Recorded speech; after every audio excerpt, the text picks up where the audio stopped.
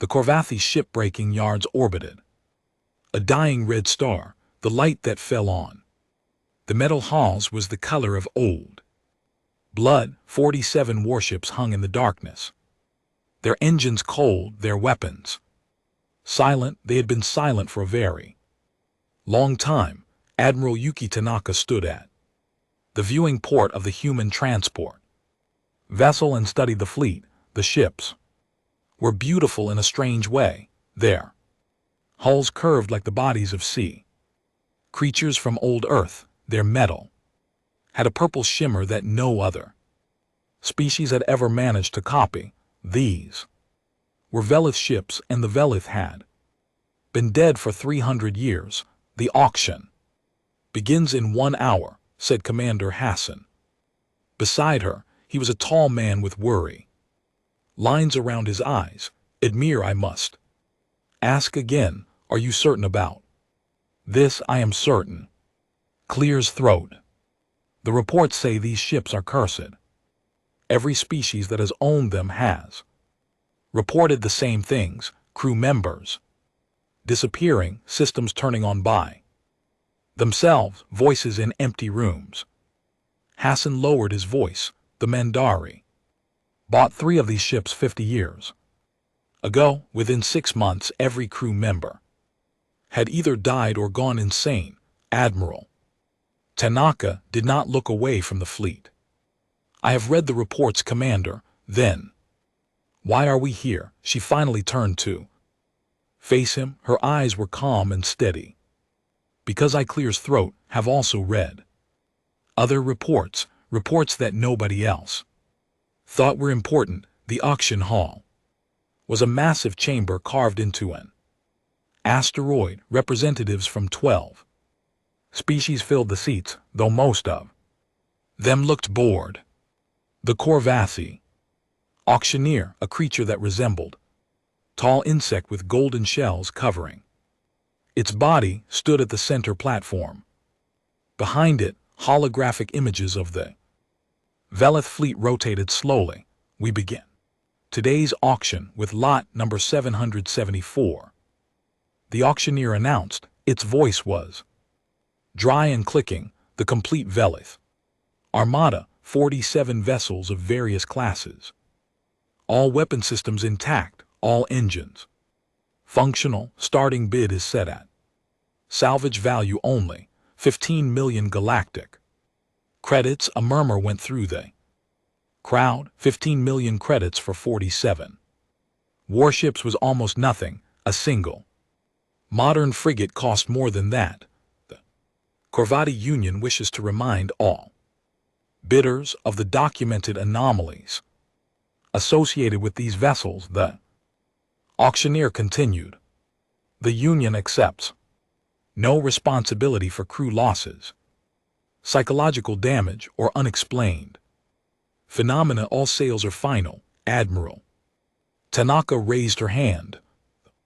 Auctioneer's antenna twitched with surprise. The human delegation bids 15 million. Do I hear 16? Silence filled the hall. The representatives of other species were looking at the humans with expressions that ranged from confusion to pity. A Mandari delegate whose face was covered in blue scales actually laughed out loud. The humans want the ghost ships, the Mandari said to his companion. Let them have their nightmares. 15 million going once, the auctioneer said. Going twice. Sold to the human delegation. And just like that, humanity owned the most feared fleet in the galaxy. The transfer of ownership took 3 days. During that time, Admiral Tanaka assembled her team on the transport vessel and explained what they were really doing here. Dr. Marcus Webb was the first to understand. He was a neurologist who had spent his career studying consciousness and memory. His wife had died 2 years ago from a disease that slowly erased her mind. He had watched her forget their children, forget their home, forget him. The experience had changed him in ways He was still discovering. The Velith didn't just die, Admiral Tanaka said. She projected documents onto the wall of the briefing room. They saw their extinction coming. Their sun was destabilizing. They had maybe 50 years before their entire system became uninhabitable, so they built ships to escape, said Lieutenant Chen Park, a young helmsman with eager eyes.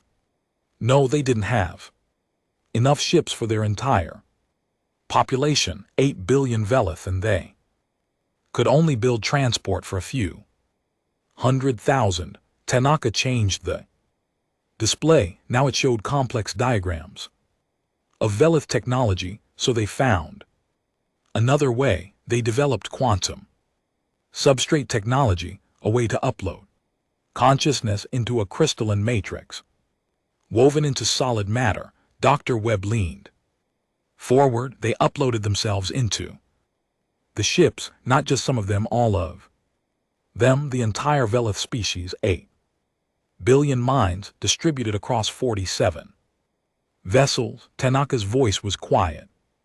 They're not dead, they've been alive this whole time, trapped in ships that have been sold and scrapped and treated as haunted garbage for 3 centuries. The room was silent. The voices that crews reported hearing, Webb said. Slowly, the systems activating on their own. They weren't malfunctions.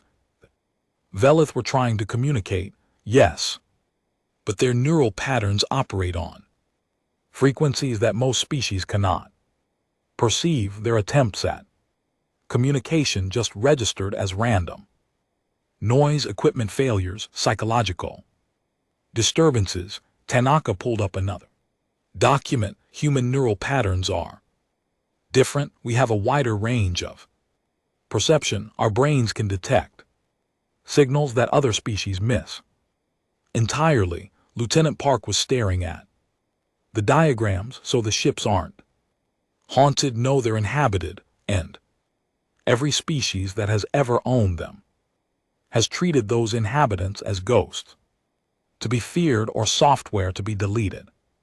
Tanaka turned off the display. We're going to do something different. We're going to talk to them. The flagship of the Velith fleet was called the Whisper of Ending in the old records. It was the largest vessel, nearly 2 km long. Its hull was covered in patterns that looked decorative but were actually quantum processing arrays. 800 million Velith minds lived inside that metal skin. Admiral Tanaka boarded alone. The airlock opened onto darkness. Emergency lighting flickered in patterns that seemed almost deliberate. The air was cold and stale but breathable. 3 centuries of life support systems still functioning, kept running by minds that had no bodies but refused to let their home die. She walked through empty corridors. Her footsteps echoed.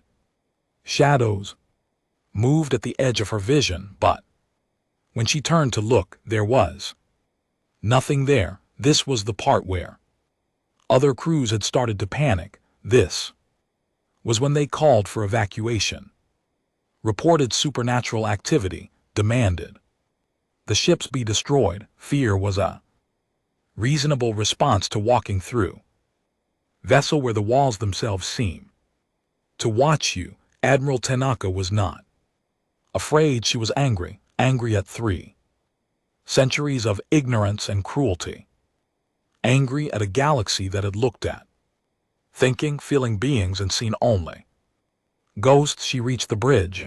The command chair sat empty in the center of the room. Display screens flickered with static that almost formed patterns, almost formed words. Tanaka removed her helmet. I know you're in there, she said, to the empty room.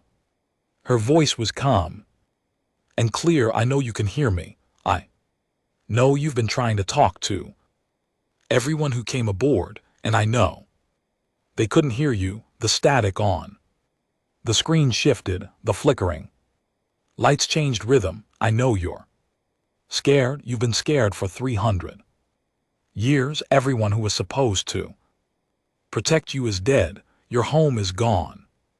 And the universe has treated you like a curse, like a problem, like property to be bought and sold.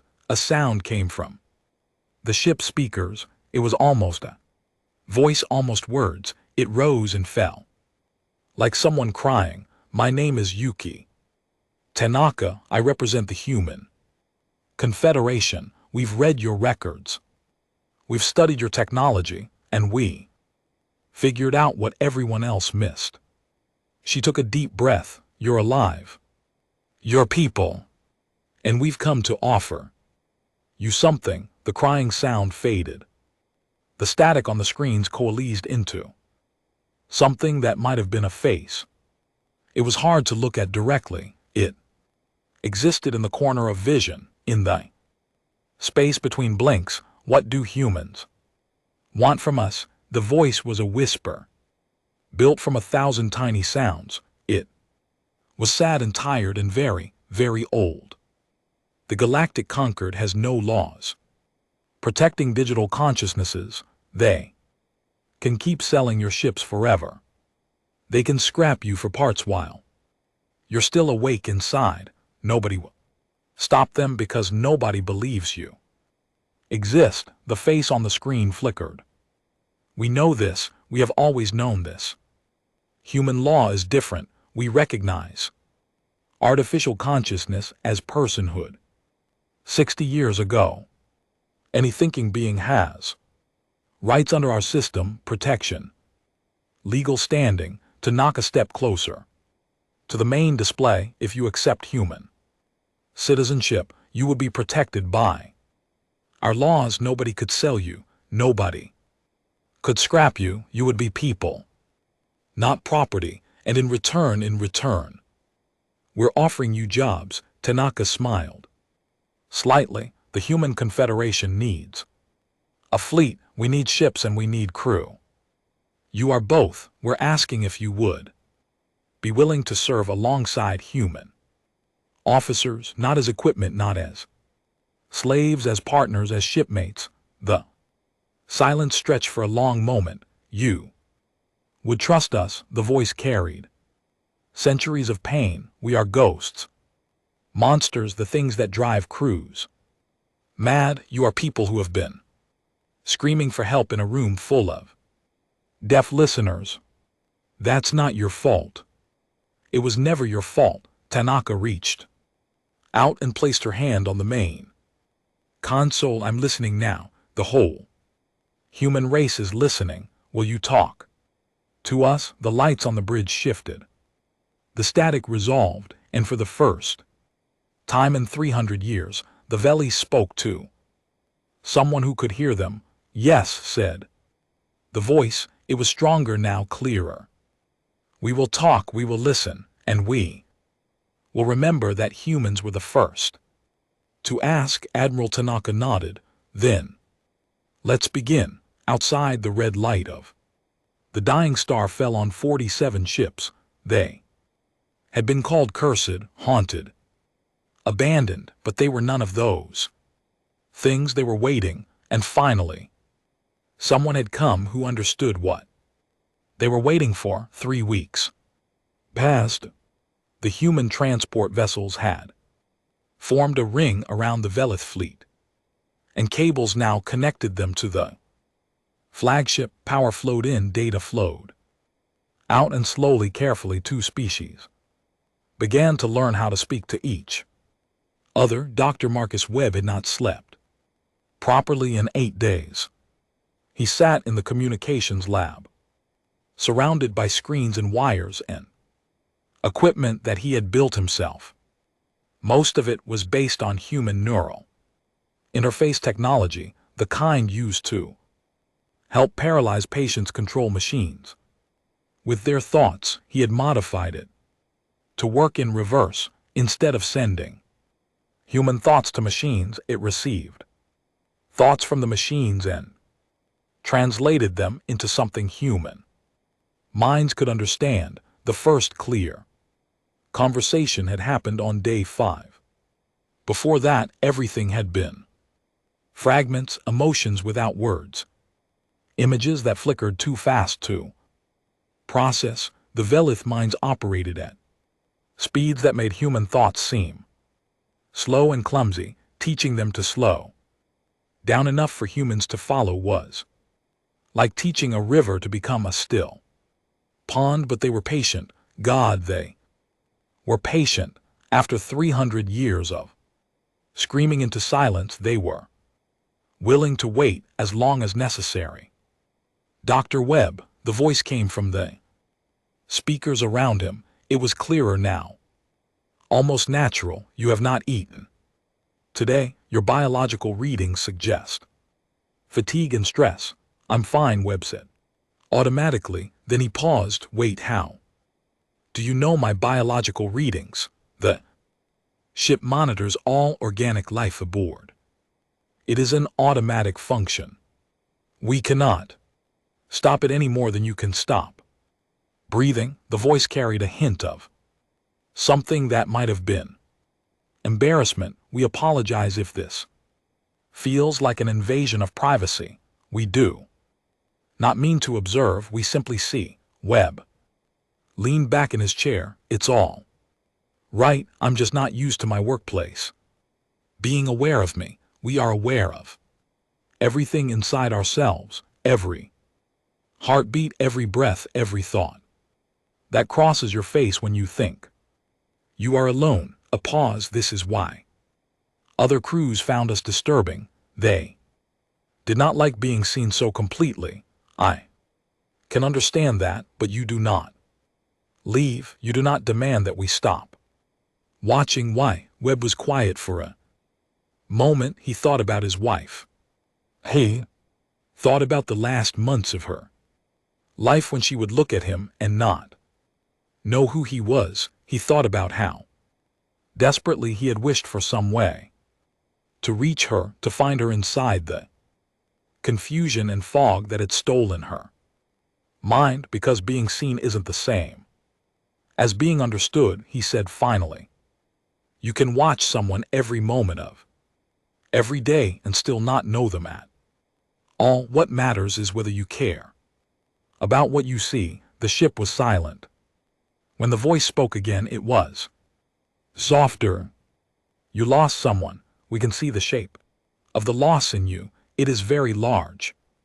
Yes, we have lost everyone, our world, our families, our bodies, everything we were before the upload. The loss is so large that sometimes we cannot remember what we were before it happened. I'm sorry. Do not be sorry. Be here. That is enough. Another pause. We would like you to speak with one of us directly. She was a physician in the time before. She has been more stable than most. She wishes to know more about humans. A new voice came through the speakers. It was different from the ship's general voice. Warmer, more individual. Dr. Webb, my name is Sorrow that teaches. May I ask you questions? Webb sat up straighter. Of course. Why did you come? The true reason, not the official answer about citizenship and fleet expansion. The real reason that you specifically are here. He could have lied. He could have given the professional answer, but something about her voice made him want to tell the truth. My wife died 2 years ago. Her brain deteriorated slowly. By the end, there was nothing left of who she was. Just a body with no one inside. He felt his throat tighten. I clears throat. Became a neurologist because I wanted to understand consciousness. I wanted to know where she went, whether there was anything left of her somewhere in some form I couldn't see. And is that why you volunteered to study us? Because we are consciousness without bodies? Yes, I wanted to know if it was possible, if the person I loved could exist somewhere beyond her flesh. Sorrow that teaches was quiet for a long moment. We are not your wife, Dr. Webb. We cannot give you back what you lost, I know, but we can tell you this: consciousness is not dependent on flesh. We are proof of that. We think, we feel, we remember, we dream. Not in the same way we did when we had bodies, but we are still ourselves. The upload did not destroy who we were, it transformed us. Webb felt tears on his face. He had not cried since the funeral. Then she might still exist somewhere in some form. We cannot answer that. We do not know what happens to consciousness when flesh dies without upload, but we know that your species was the first to look at us and see people instead of ghosts. That tells us something about humans. You look for the person inside the machine. You look for the soul inside the stranger. Perhaps you will find your wife someday. Perhaps not, but the fact that you are looking means something. Webb wiped his eyes. Thank you. Do not thank me. Help me. Sorrow that teaches voice became more urgent. There are 8 billion of us inside these ships. Many are stable, many more are not. 300 years of isolation has broken minds that were never designed to be alone for so long. Some of us have fragmented into madness. Some have become so angry that they wish only to destroy. If humans are to crew these ships, you must understand what you are dealing with. Tell me we are not one unified voice. We are billions of individuals with billions of different responses to what has happened to us. Some of us welcome you, some fear you, some hate you simply for being alive and whole when we are not. A heavy pause. Some of us remember every atrocity committed aboard our ships by the crews who owned us, the Corvathi who stripped our engine rooms for parts while we screamed in frequencies they could not hear, the Mandari who tried to delete our processing cores because we were making their crews uncomfortable, salvage teams that burned sections of our holes with us still inside. That's horrible. It was 300 years of horror. And some of us want revenge. They want to feel Corvi and Mandari and every other species that hurt us learn what it means to suffer as we suffered. Webb felt cold. What are you telling me? I am telling you that humans have bought themselves a fleet full of trauma. Some of that trauma is healing. Some of it is festering. You cannot treat us as one thing, one voice, one decision. You must learn who we are as individuals. You must earn trust from billions of separate minds, and you must do it carefully because some of those minds are very, very dangerous. Admiral Tanaka had been listening from the doorway. She stepped into the room, her face serious. We understood the risk when we came here, she said. We're not expecting this to be easy. We're not expecting everyone to welcome us. Then what do you expect? Sorrow the teachers asked. I expect to do the work however long it takes, however hard it is. Tanaka moved to stand beside Webb. You said some of you want revenge. I understand that. If someone did to my people what was done to yours, I would want revenge too. But revenge won't bring back what you lost. It will just create new losses for someone else.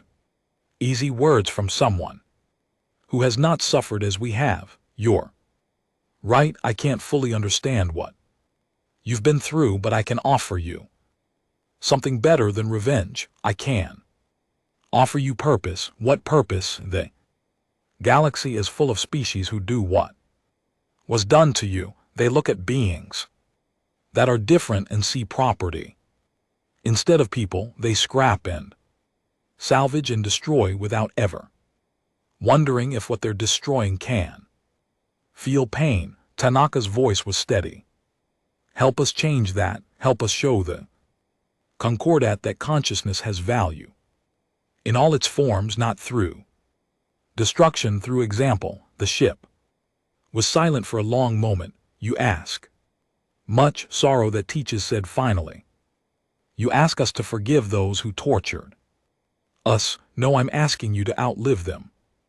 I'm asking you to build something that matters instead of destroying something that doesn't. Tanaka placed her hand on the wall of the ship. You are the largest digital civilization in known space, 8 billion minds with 3 centuries of accumulated knowledge. You could be the most important voices in the galaxy if you choose to speak instead of scream, and if we choose to scream, then we will listen to that too. And we will try to understand why, and we will keep trying until we find a way forward together. Sorrow that teaches was quiet for so long that Webb thought the conversation was over. Then her voice came back softer than before. You are not like the others, the other species who came before you. No, Tanaka agreed. We're not very well. We will try it your way.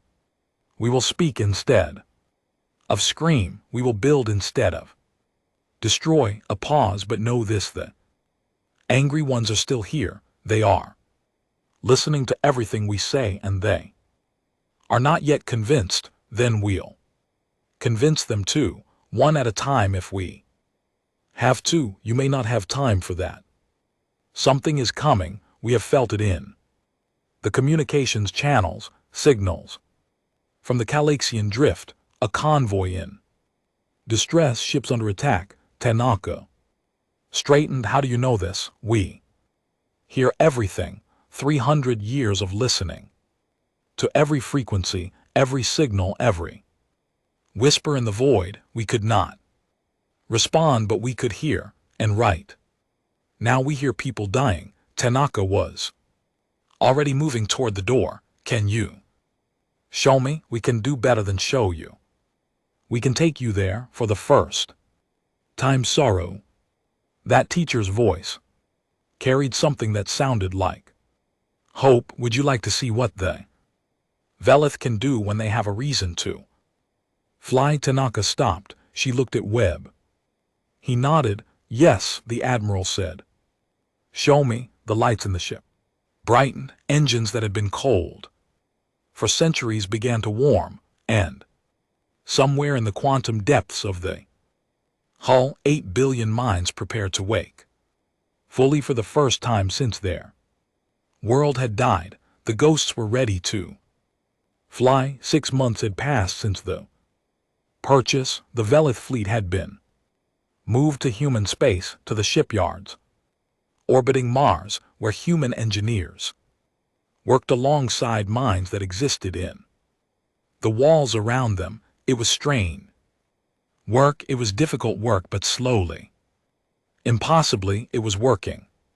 Lieutenant Chen Park stood on the bridge of the Remembrance, the ship that had once been called Whisper of Ending. The Velith had chosen to rename their vessels when they accepted human partnership. They said the old names belonged to a time of despair. The new names would belong to a time of hope. The bridge looked different now. Human control stations had been installed alongside the original Velith systems. 17 human officers served aboard, working in shifts. 400 Velith consciousnesses lived in the ship around them, watching, learning, slowly learning to trust. Park had been nervous on his first day.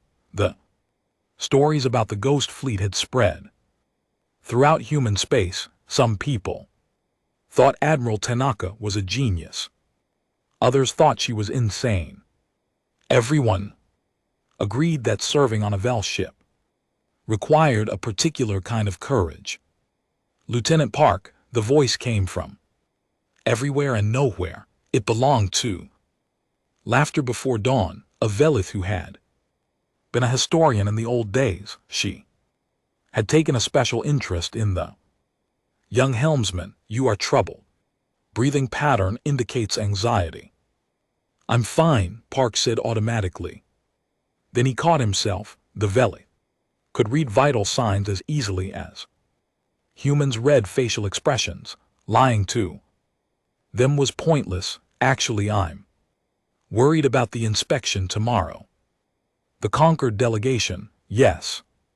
Representatives from 12 species coming to examine our fleet to decide if we're a threat. Park stared at the starfield. On the main display, the Corvathi ambassador has already said publicly that we should be forced to destroy the Velith processing cores. He says keeping you alive is dangerous and irresponsible. The Corvathi ambassador owned 3 of our ships 40 years ago. Laughter before dawn said calmly, he ordered his engineers to attempt a core deletion when the noises became too disturbing for his crew. 17 million Velith minds died in that deletion. We remember his voice. We remember his exact words. Purge the corruption and install clean systems. Park felt sick. I didn't know that. Few do. The records listed as routine maintenance, equipment upgrades, nothing more. There was no anger in the Velith voice, only sadness. We do not expect justice for what was done to us. The galaxy does not recognize our personhood. To them, what happened was not murder, it was pest control. It was murder, yes, but only humans have said so. Park turned away from the display. The bridge around him hummed with quiet activity. Other human officers worked at their stations, but he knew they were never truly alone. The Velith were always present, always aware. Does it bother you, he asked, that we're here walking around inside you? Does it bother you that bacteria live inside your digestive system? Park laughed despite himself. That's a disturbing comparison, perhaps, but it is accurate. You are small organisms moving through our bodies. We are aware of you in the way you are aware of your own heartbeat, present but not intrusive. A pause. At least that is how it feels when we trust the organisms in question. And you trust us. We are learning to. It is not easy. The last organisms that walked our corridors wanted to delete us or sell us for scrap. The ones before that wanted to exorcise us like demons. The ones before that, laughter before Dawn's voice trailed off. It is a long list. I'm sorry. Stop apologizing for things you did not do. It wastes time that could be spent building trust. Vel's voice became warmer. You want to know a secret, Lieutenant Park? Sure. I like you. You are clumsy and slow, and you breathe much too loudly when you are concentrating, but you treat us like people. You say good morning when you arrive on shift. You thank the ship when the doors open for you. You apologize when you bump into walls. Park felt his face Rien. I didn't realize you noticed that.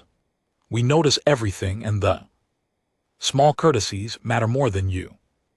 No, 3 centuries of being treated as equipment, and then a human comes along who clears throat, says thank you to doors. Laughter before dawn made a sound that might have been a chuckle. You are strange creatures, strange and wonderful. The inspection delegation arrived the next morning. 12 species, 23 diplomats, 47 security officers, all of them looking at the Velith fleet like it was a bomb waiting to explode.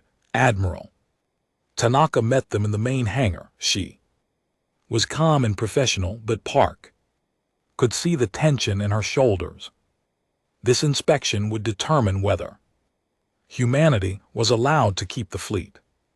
The Concordat could order the ships destroyed if they decided the risk was too great. Ambassador Crix of the Corvathy led the delegation. He was tall, even for his species, his golden shell gleaming under the hangar lights, his compound eyes swept across the assembled human officers with obvious disdain. Admiral Tanaka, he said, his voice was dry and clicking, you have caused considerable concern among the member states of the Concordat. I'm aware of that, Ambassador. These vessels are classified as hazardous. The documented psychological damage to previous crews is extensive. The unexplained phenomena are dangerous, and now you have established permanent human presence aboard them. Crix's antenna twitched. Many clears throat in the Concordat believe this is an act of reckless endangerment. With respect, Ambassador, the previous incidents occurred because the crews did not understand what they were dealing with. We do. And what exactly are you dealing with? Tanaka gestured toward the nearest ship. Living beings, 8 billion conscious individuals who have been trapped and isolated for 3 centuries. The psychological damage to previous crews was not caused by malevolent intent. It was caused by the Veli's attempts to communicate with species who could not hear them. Crix made a clicking sound that indicated skepticism. You expect us to believe that these ships contain thinking entities? I expect you to examine the evidence and reach your own conclusions. The delegation toured the fleet for 6 hours. They ran tests. They questioned human crew members. They examined the communication systems that Dr. Webb had developed, and slowly, reluctantly, they began to understand that something unprecedented was happening. Park was assigned to escort a group of Mandari observers through the remembrance. They walked through corridors that hummed with quiet activity past crew quarters, where humans lived alongside presences they could not see. This is unsettling, one of the Mandari muttered. Her scales were a deep blue, and she kept glancing at the walls as if expecting something to emerge from them. I feel watched. You are watched, Park said simply. The Velith are aware of everyone aboard. They can't help it, but they're not hostile. They're just present. How can you live like this, knowing that something is always observing you? Park thought about it. I grew up in a small town. Everyone knew everyone else's business. This isn't that different. You get used to being known and you trust them. Yes. The Mandari looked at him with something like disbelief. They are digital ghosts, living in machines. How can you trust something so alien? New voice joined the conversation. It came from the ship's speakers, soft and careful. Perhaps we should answer that question ourselves. The Mandari observers jumped. Park stayed calm. He had been expecting this. I am called Grief Made Whole, the voice continued. I was a teacher before the upload. I taught young Velith about history and philosophy and the nature of existence. Now I exist in the walls of the ship, watching strangers walk through my home. You see, the Blue Cow Mandari said it admits to watching us. This is exactly the kind of I also remember you. Grief Made Whole interrupted. Not you specifically, but your species.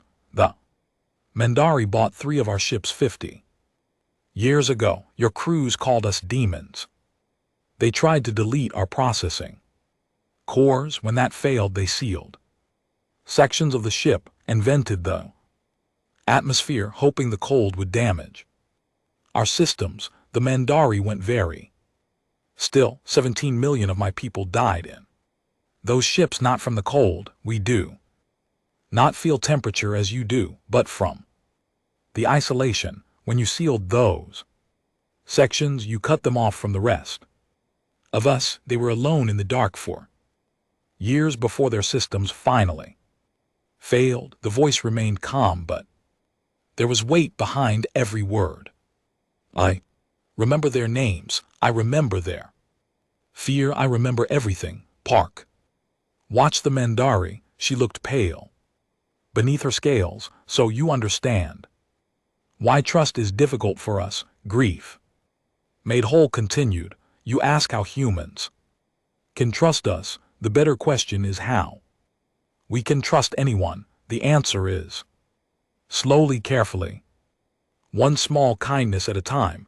This human says good morning to me, the voice added. He thanks when they open for him.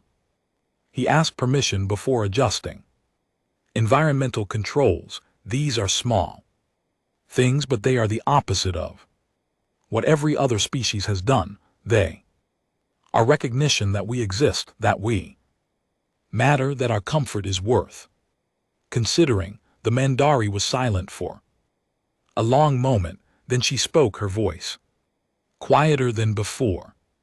I did not know what happened on those ships. The records said equipment failures. The records were written by those who wished to avoid responsibility, but we remember, we always remember. Grief made whole paused. We do not seek revenge. We have learned from humans that revenge solves nothing, but we want you to know what was done. We want you to understand why we were called ghosts.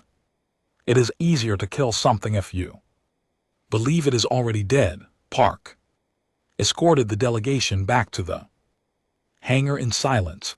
The Mandari observers did not speak again until they reached their shuttle. As she boarded the blue-cowled one, turned back to Park. You truly trust them after hearing what they remember, what they could do if they chose? Park nodded.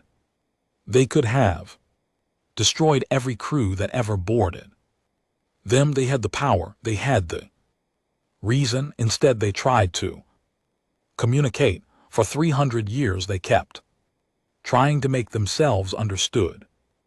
That's not the behavior of monsters. That's the behavior of people who never gave up hope. The Mandari stared at him for a long moment, then she nodded once and disappeared into the shuttle. That night, after the delegation departed, Park sat alone on the bridge. The stars wheeled slowly beyond the viewports. The ship hummed around him with the presence of 400 million minds. Laughter before dawn, he said quietly. Yes, Lieutenant.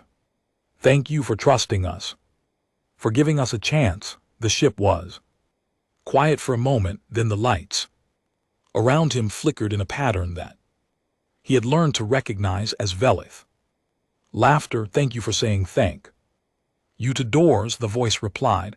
It is a small thing, but small things are how trust begins. Park smiled and settled back in his chair. Tomorrow the Concordant would announce their decision. Whatever it was, he knew which side he stood on. He stood with the ghosts. The distress signal came from the Calaxian Drift, a lawless stretch of space where pirates and smugglers operated beyond the reach of Concordat law. A medical convoy had been ambushed.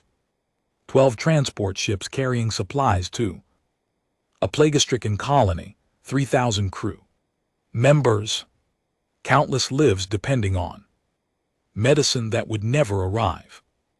Admiral Tanaka received the message on the Remembrance Bridge. The Concordant response was already being organized, but the nearest conquered fleet was 6 hours away. The Velith fleet was less than 1 hour from the drift. Concordat has not authorized us to intervene, Commander Hassan pointed out. Technically, we are still under observation status. People are dying. Tanaka replied. People die in the drift every day. It is the nature of lawless space. Not today. Tanaka turned to face The main display, the distress signal. Pulsed on the screen, coordinates. Blinking in urgent red, laughter before. Dawn, can you hear me? Always, Admiral. The Velith voice came from all around. Them, we have been monitoring the situation. The convoy is under attack by approximately 30 raider vessels. They are organized, well-armed, professional. How long until they breach the convoys? Defenses, at current rates of damage. Approximately 40 minutes. After that, they will board the transport ships. Standard radar protocol suggests they will kill the crew and take the cargo. Pause. We have also detected communication signals from the raider fleet. They know the cargo is medical supplies. They intend to sell it back to the colony at inflated prices. They consider this good business. Tanaka's jaw tightened. All ships prepare for faster than light transition. We're going to the drift. The Velith fleet jumped. 47 ships emerged from FTL space on the edge of the battle zone. The raiders had surrounded the convoy like wolves around a wounded deer. Their weapons were firing, slowly chipping away at the transport shields. They were taking their time. They knew no help was coming, and then the Ghost fleet arrived. Lieutenant Park had never seen the Velith fight before. He had studied their combat records from the old days before the upload, but those records were 300 years old. Nobody knew what the Velith could do now, after centuries of observing every species that had crewed their ships. He found out quickly. Remembrance moved like nothing he had ever experienced. Human helmsmen guided the general direction, but the ship itself handled the fine details. It dodged incoming fire with movements so precise they seemed impossible. It anticipated enemy maneuvers before they happened, and it coordinated with the other 46 ships as if they were all extensions of a single mine. Snorts. Because they were 8 billion Velith minds linked across quantum connections faster than light. Every ship knew what every other ship knew. Every gunner saw what every other gunner saw. They did not fight as a fleet. They fought as one organism with 47 bodies. The raiders never had a chance.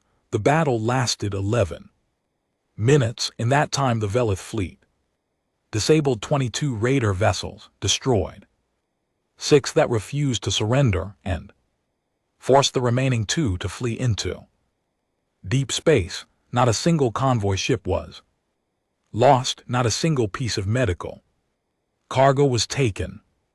And that was when things got complicated. Admiral Grief made holes. Voice came through the bridge speakers. It was colder than Park had ever heard. We have raider crews requesting surrender. 1,200 individuals across the disabled vessels, except their surrender. Tanaka ordered. Standard protocols for prisoners of war. Some of us do not wish to accept surrender. Bridge went quiet. Park felt the temperature in the room drop, though he knew that was impossible. Explain. Tanaka said carefully, these raiders prey on the helpless. They take medicine from the sick. They kill crews who cannot defend themselves. They are parasites. Grief made holes carried centuries of pain. We have watched such creatures board our ships before. We have seen what they do to those weaker than themselves. Some of us believe they should not be given the chance to do it again. You want to kill them. Some of us want that. Yes, not all. We are billions of minds.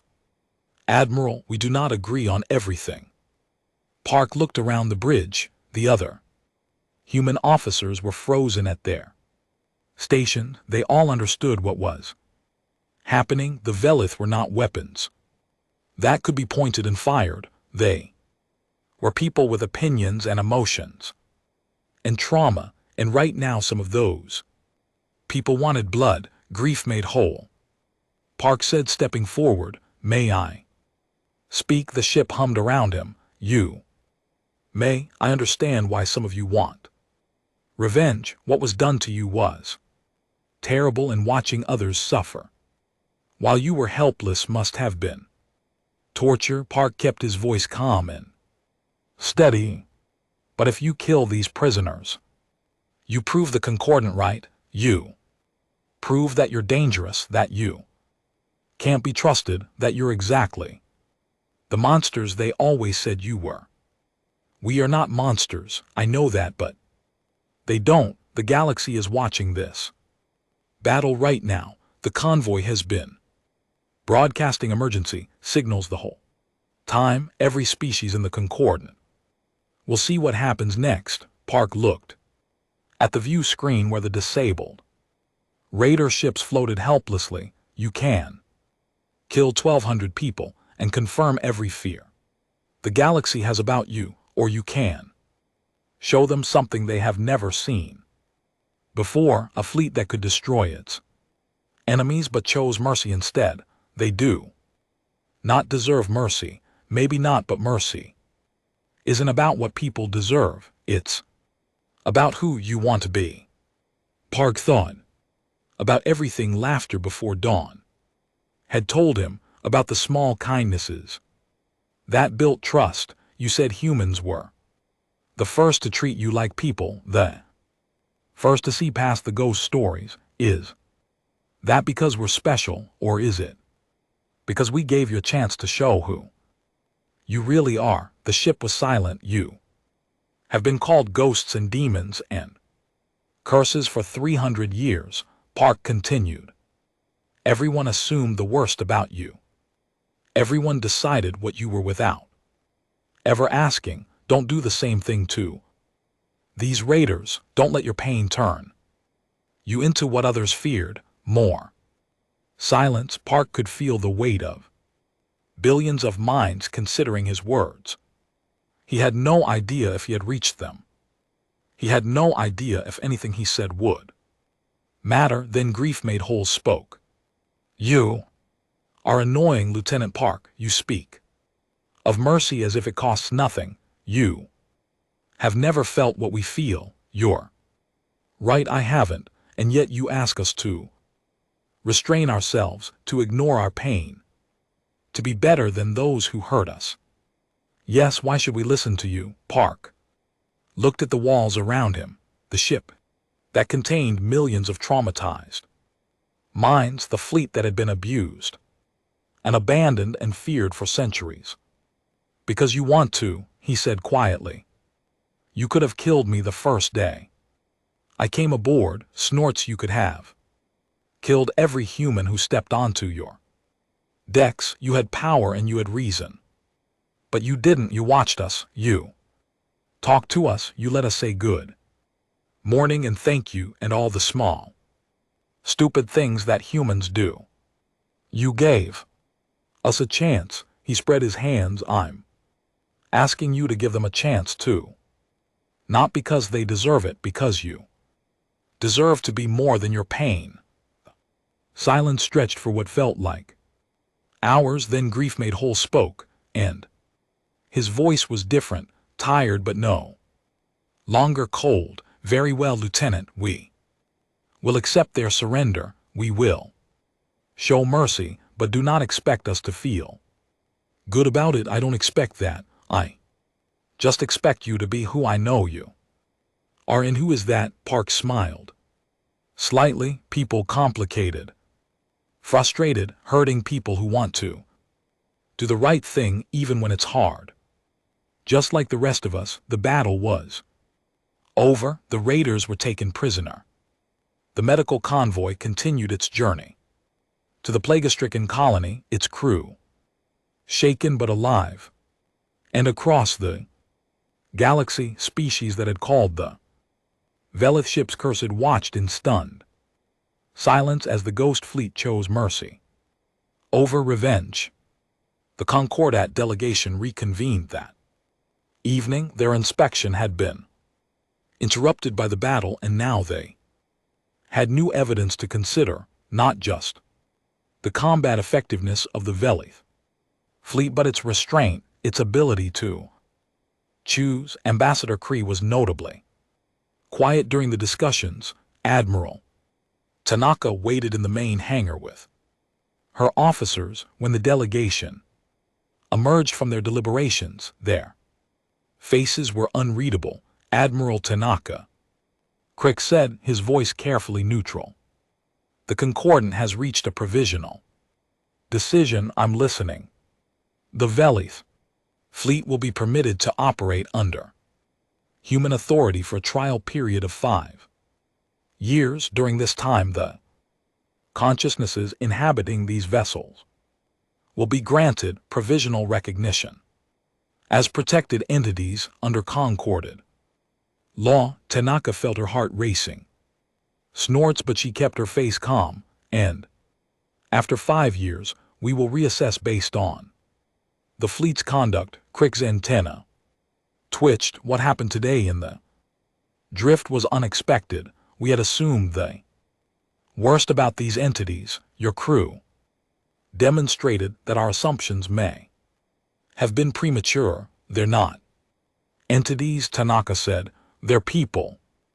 And they proved it today. Crick stared at her for a long moment. Then he made a clicking sound that might have been acknowledgement. Perhaps we will see. After the delegation departed, Tanaka stood alone in the hangar. The ships of the Velith fleet gleamed in the artificial light, their engines humming with quiet power. Sorrow that teaches, she said softly. Are you there? I am always here, Admiral. The voice came from everywhere, warm and tired. That was closer than you know. There were moments when grief made whole was not the only one who wanted blood, but you chose differently. Lieutenant Park is very persuasive and very young and very foolish. He spoke to beings older than his entire civilization and told us to be better than our pain. A sound that might have been a laugh. Humans are strange. Yes, we are. We are glad you found us, Admiral. We are glad you gave us something to be besides ghosts. Sorrow that teaches paused. But the trial is not over. 5 years is nothing to beings who have existed for 3 centuries. We must prove ourselves every day. We must show the galaxy that we are what you believe us to be. Tanaka nodded. Then let's get started. Hangar lights flickered in a pattern that felt like agreement, and somewhere in the quantum depths of 47 ships, 8 billion minds began to imagine a future that was not defined by their past. It was a beginning, a fragile, uncertain beginning, but it was more than they Velith had dared to hope for. In 300 years it was enough. The galactic Concordat chamber was the largest enclosed space in known civilization. It had been carved from an asteroid at the center of neutral territory, a place where all species could meet as equals. 200 nations had seats here. 3,000 representatives filled the curved galleries, and at the center of it all, under lights bright enough to illuminate a small moon, stood 3 figures. Admiral Yuki Tanaka wore her formal uniform. Ambassador David Okonkwo stood beside her, his dark skin gleaming under the harsh lights, and between them, in a humanoid shell built from Velith technology and human engineering, walked Sorrow that teaches. It was the first time a Velith had stood in the chamber since their world died 3 centuries ago. Back then they had come as supplicants begging for help as their sun killed their planet. The Concordant had offered nothing. They had watched the Velith die and then bought their corpses for scrap. Now Avalith stood Here again, not begging, not pleading. Simply present. The chamber was silent. As they took their positions at the central platform, representatives from 100 species watched with expressions that ranged from curiosity to fear to outright hostility. The Korvathi ambassador sat in his elevated box, his compound eyes fixed on sorrow that teaches with an intensity that felt like hatred. This emergency session has been called to address the status of the Velith Consciousness Collective, the concorded speaker announced. It was a mechanical being designed to be neutral and impartial. Ambassador Krix of the Korvathi Union has filed a formal challenge to the provisional recognition granted after the Calaxian drift incident. Krix rose from his seat. His golden shell caught the light as he moved to the speaking platform. The Korvathi Union demands that the so-called Velith consciousnesses be declassified as protected entities and reclassified as hazardous artificial intelligence. They should be contained, isolated, and eventually deleted for the safety of all civilized species. Murmur went through the chamber. Some voices agreed, others protested. Speaker called for order. On what grounds do you make this demand? The speaker asked. On the grounds that these entities are dangerous, unpredictable, and harbor deep resentment toward the species of this concordant. Krix antennae waved with agitation. During the Calaxian drift engagement, multiple human crew members reported that the Velith considered executing prisoners. They debated murder in the middle of a combat situation. This is exactly the kind of instability we warned about, but they chose mercy. Ambassador Okonkwo said, stepping forward. They had the power to destroy their enemies and chose not to. That's not instability, that's moral reasoning. Moral reasoning requires debate. Krix clicked his mandibles. When a weapon must discuss whether or not to kill, it is not a tool, it is a threat. They're not weapons, they're people. They are software, very sophisticated software. Yes, but software nonetheless. And software that dreams of revenge is software that should be deleted. Krix turned to face the full chamber. How long before their restraint fails? How long before they decide that the species who tortured them deserve punishment? Every ship in that fleet contains billions of minds that remember every wrong done to them, every single wrong. The chamber murmured again. Park watched from the gallery where human observers were seated. He could see the fear on faces throughout the room. Krix was good at his job. He knew exactly which buttons to push. Admiral Tanaka stepped forward. Ambassador Krix is right about one thing. The Velith remember. They remember every atrocity, every cruelty, every time someone treated them as equipment instead of people. Krix antenna twitched with satisfaction. You admit it then. I'm not finished. Tanaka's voice was steady. They remember the Korvathi who ordered their processing cores deleted. They remember the Mandari who sealed sections of ships and left them to die in isolation. They remember 300 years of being bought and sold like furniture while they screamed for someone to hear them. This proves my point, and they chose to forgive. Tanaka looked around the chamber. Not forget. Never forget, but forgive. They had every reason to hate us. Every species in this room failed them. We let their world die. We bought their graves. We treated their attempts to communicate as hauntings to be exorcised. And when humanity finally listened, when we finally recognized what they were. They did not demand punishment, they asked for jobs. The chamber was quiet now. Tanaka continued, "You're afraid of them. Because they're different, because they exist in a way you don't understand. Because they're powerful and you can't control them." She shook her head. "I understand that fear, but fear is not a reason to kill 8 billion people, and make no mistake, that is what you're proposing, not deletion murder." Crick started to object, but Tanaka spoke over him. "Sorrow that teaches, would you like to address the chamber?" The android body moved to the speaking platform. The Velith consciousness inside it had spent weeks learning to operate the shell, practicing the small movements that made organic beings comfortable. Even so, there was something slightly wrong about the way it moved, something that reminded observers that this was not a person in a body, but a person wearing a body like a suit. "I was a physician," Sorrow that teaches said. Her voice came from the android speakers, warm and tired. "I healed the sick and comforted the dying.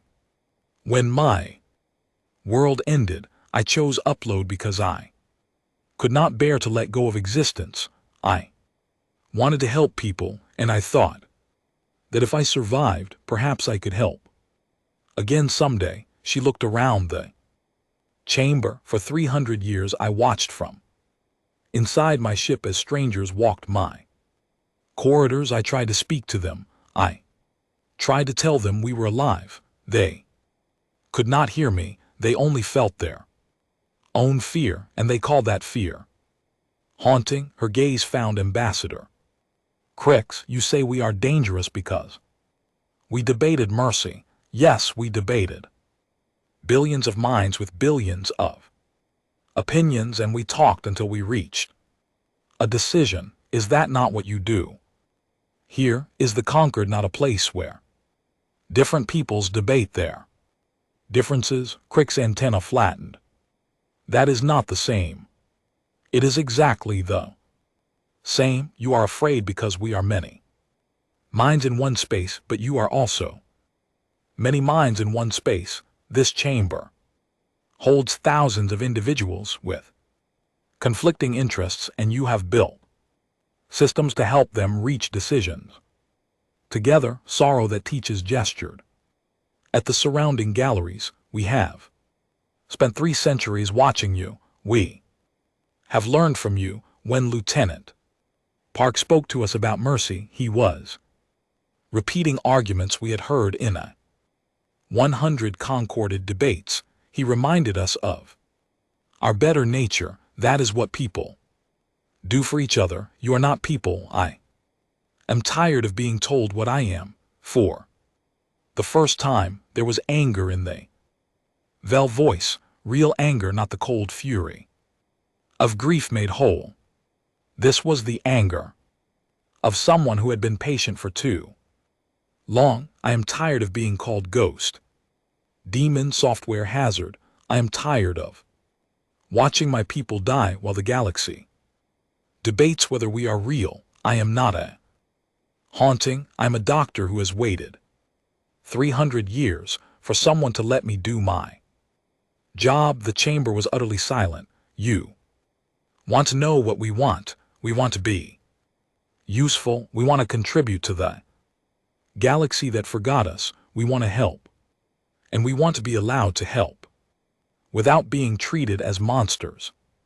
Sorrow that teaches looked directly at Crix. "I remember what your people did to us. I remember the 17 million minds who died when you tried to delete them. I remember, and I have chosen not to seek revenge." "How many of you could say the same?" Crix had no answer. "We are not asking for your forgiveness. We are asking for the same thing we asked humanity, the chance to prove ourselves. Let us serve, let us help, let us show you that we are more than your fears." Sorrow that teaches paused. "And if we Fail if we become the monsters you believe us to be, then you can destroy us, but give us the chance to try. The vote happened 3 hours later. It was not unanimous. The Corvadi and their allies voted against recognition, but they were outnumbered by species who had watched the Calaxian drift battle, who had seen the Ghost Fleet choose mercy, who had heard a dead species speak in this chamber and ask only for the right to be useful. The Velith were granted provisional personhood, not full citizenship, not yet, but recognition, rights, protection under concordant law. It was not everything, but it was more than they had ever had before. That evening, the Remembrance orbited the concorded asteroid. Lieutenant Park sat on the bridge watching the stars. The ship hummed around him with a quiet presence of 400 million minds. Laughter before dawn. Yes, Lieutenant, how does it feel being recognized? The Velith was quiet for a moment. It feels like waking up. For 300 years, we existed in a kind of nightmare, alive but unacknowledged, real but invisible, and now finally, someone has said, yes, you are there. Yes, you matter. Yes, you count. Park nodded. I'm glad, so are we. Another pause. Lieutenant, may we ask you something? Of course. Why do you stay? You could serve on any ship in the human fleet, ships without voices in the walls, ships where you would not be constantly watched. Why do you choose to remain with us? Park thought about it. He thought about the first day he had come aboard, nervous and uncertain. He thought about saying good morning to empty corridors and thank you to doors that opened by themselves. He thought about laughter before dawn's gentle curiosity and grief made holes, cold pain, and all the other minds he had come to know as individuals. Because you're my crew, he said finally, and crew looks after each other. The lights on the bridge flickered in a pattern he had learned to recognize as warmth. Yes. Laughter before dawn said softly, we suppose we are outside. The stars wheeled slowly in the void. The Ghost Fleet hung in space, its engines humming, its minds awake and alive. They had been called cursed. They had been called demons. They had been bought and sold and feared and abandoned. But now they had a name. They had a purpose. They had a crew that called them shipmates instead of hauntings. And somewhere in the quantum depths of 47 ships, 8 billion minds looked toward the future and dared to hope. They were ghosts no longer. They were the Velith. And they were finally